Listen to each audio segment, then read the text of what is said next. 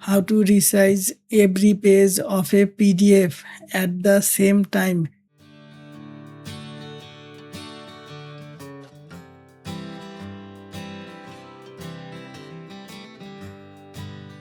As you can see, current page size is 69.44 inch.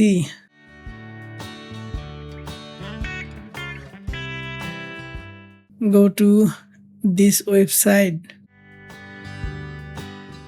download Foxit PDF Editor. Now open Foxit PDF Editor. Go to the Organize tab. Click Resize Pages. Then choose Multiple Files.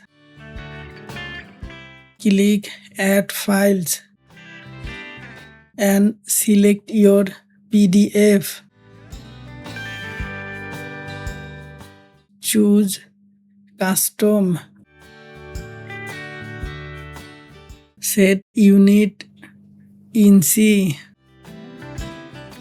Uncheck constraint proportion. Enter your new size. I am using 10 by 10 inch. Click OK. And Foxit will instantly resize the entire PDF.